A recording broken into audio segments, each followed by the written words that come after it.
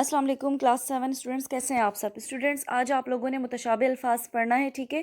ये काम आपने अपनी वर्कबुक पे करना है। अच्छा, मुतशाबिह अल्फाज की पहले तारीफ समझ लेते हैं। इससे पहले भी हम इसको कई बार कर चुके हैं, लेकिन मैं दोबारा आपको इसको एक्सप्लेन कर देती हूँ, ठीक है। मुतशाबिह अल्फाज, हम शक्ल और हम आवाज़ अल्फाज को मुतशाबिह अल्फाज कहा जाता है। हम आवाज़ होते हैं और बाज़ दफ़ा हम आवाज़ नहीं भी होते, ज़बर और ज़ेर का फ़र्क आ जाता है तो हम आवाज़ फिर नहीं रहते, लेकिन तब भी वो मुतशाबिह अल्फाज कहलाते हैं। कुछ अल्फाज की इमला एक जैसी होती है और कुछ अल्फाज की आवाज़ मिलती जुलती है, ठीक है। अच्छा, कुछ अल्फाज जो हम मानी अल्फाज नहीं होते, ठीक है, हम शक्ल होते हैं और हम आवाज़ होते हैं, उनको मुतशाबिह कहा जाता है, लेकिन उनके मायनी मुख्तलिफ होते हैं, ठीक है। आवाज़ एक जैसी होती है लेकिन उनके मायने मुख्तलिफ होते हैं। कैसे, ये आप एग्जाम्पल्स इसकी देख सकते हैं, मैं आपको बताती हूँ।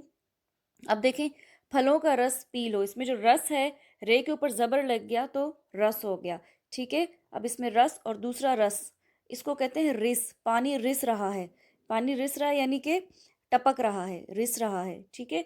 अब दोनों रेसिन से लिखे हुए हैं, ये भी रेसिन से लिखा हुआ है, ये भी, लेकिन ज़बर और ज़ेर के फ़र्क से जो है इनके मानी मुख्तलिफ हो गए हैं।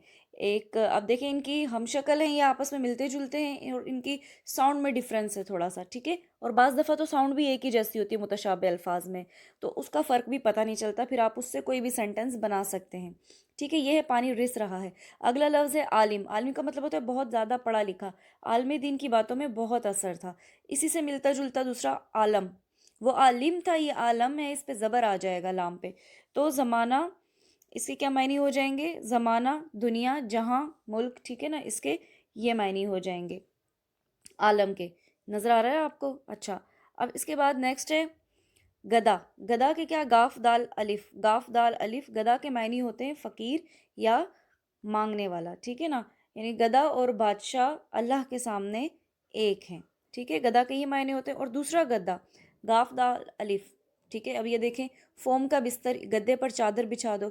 अब दोनों लिखे भी सेम जाते हैं और इनकी प्रोनाउंसिएशन भी सेम है, तो ये मुतशाबिह अल्फाज हैं, ठीक है। ये सारे मुतशाबिह अल्फाज हैं।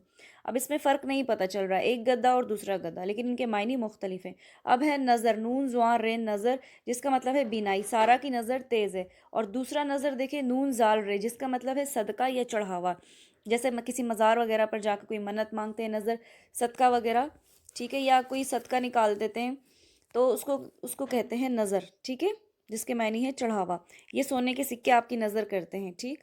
अच्छा, अब इसी तरह के और भी वर्ड होते हैं, जैसे यहाँ पे आपको नज़र आ रहा होगा, एक कलम कहते हैं पेन को और दूसरा कलम कहते हैं काटना को। एक कमर कहते हैं पुश्त को, ठीक है, और एक कमर कहते हैं चांद को। कमर पुश्त जो हमारी कमर होती है, ठीक है ना, उसको कमर कहते हैं। तो अब देखें, ये एक जैसे हैं लेकिन इनके मायने मुख्तलिफ हैं। इसके बाद आए तो एक और वर्ड है रोज़ा। रोज़ा नज़र आ रहा है, जिसके मायने है खाना पीना छोड़ देना। और दूसरा रोज़ा मज़ार या कब्र को कहते हैं, किसी भी मज़ार को कहते हैं।